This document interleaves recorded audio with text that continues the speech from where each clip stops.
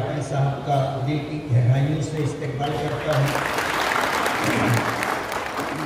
और मैं शुक्रगुजार हूँ कि महाराष्ट्र सरकार ने ये पहली मर्तबा मालेगांव की तारीख और इतिहास में है कि कोई टेक्सटाइल मिनिस्टर टेक्सटाइल के मुद्दे पर या बिजली के मुद्दे पर मालेगांव आया है।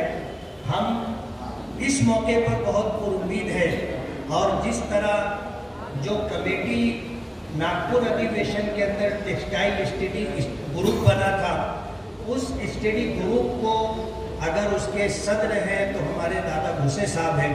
मैं पूरे मालेगांव वालों की तरफ से दादा भूसे साहब को बहुत बहुत मुबारकबाद देता हूँ, बहुत बहुत शुक्रिया अदा करता हूँ कि दादा की ज़ाती दिलचस्पी और इंटरेस्ट की वजह से आज हम इस स्टेज पर हैं और इस वक्त जो है तमाम पावर ग्रुप के जिम्मेदारान इस वक्त यहाँ पर मौजूद हैं। शब्बीर देगवाला साहब ने मालेगांव की जो समस्या है और उसका क्या हल है राइटिंग में किया है और उसका शॉर्ट में यहाँ पर तस्करा किया है।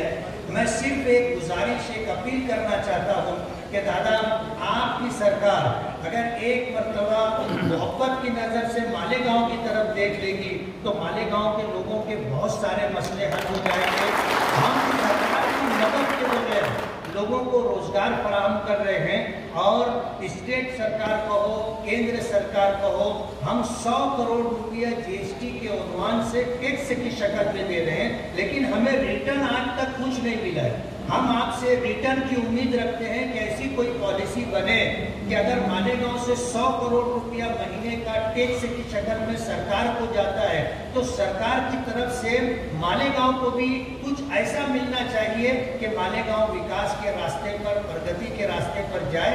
बेरोजगारों को जहां यहाँ रोजगार दिया जाता है, रोजगार बढ़ेगा, सरकार का रेवेन्यू बढ़ेगा। आपकी आमद पर मैं आपका बहुत शुक्रगुजार हूँ। मालेगांव वासियों की तरफ से आपका इस्तकबाल करता हूँ।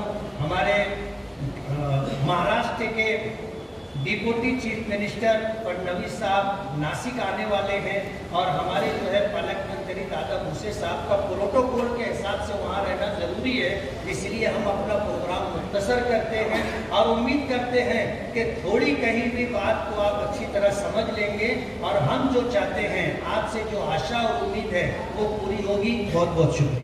स्टडी ग्रुप बना था, उस स्टडी ग्रुप को अगर उसके सदर हैं तो हमारे दादा भूसे साहब हैं। मैं पूरे मालेगांव वालों की तरफ से दादा भूसे साहब को बहुत बहुत मुबारकबाद देता हूँ, बहुत बहुत शुक्रिया अदा करता हूँ कि दादा की ज़ाती दिलचस्पी और इंटरेस्ट की वजह से आज हम इस स्टेज पर हैं और इस वक्त जो है तमाम पावर ग्रुप के जिम्मेदारान इस वक्त यहाँ पर मौजूद हैं। शब्बीर देगवाला साहब ने मालेगांव की जो समस्या है और उसका क्या हल है राइटिंग में किया है और उसका शॉर्ट में यहाँ पर तस्करा किया है।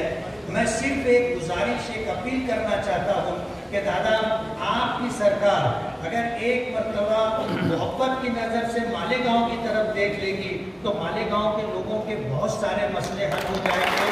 हम सरकार की मदद के बगैर लोगों को रोजगार फराहम कर रहे हैं और स्टेट सरकार को हो, केंद्र सरकार को हो, हम 100 करोड़ रुपया जीएसटी के उन्वान से टैक्स की शक्ल में दे रहे हैं, लेकिन हमें रिटर्न आज तक कुछ नहीं मिला है। हम आपसे रिटर्न की उम्मीद रखते हैं कि ऐसी कोई पॉलिसी बने कि अगर मालेगांव से 100 करोड़ रुपया महीने का टैक्स की शक्ल में सरकार को जाता है तो सरकार की तरफ से मालेगांव को भी कुछ ऐसा मिलना चाहिए कि मालेगांव विकास के रास्ते पर, प्रगति के रास्ते पर जाए। बेरोजगारों को जहां यहाँ रोजगार दिया जाता है, रोजगार बढ़ेगा, सरकार का रेवेन्यू बढ़ेगा। आपकी आमद पर मैं आपका बहुत शुक्रगुजार हूँ। मालेगांव वासियों की तरफ से आपका इस्तकबाल करता हूँ।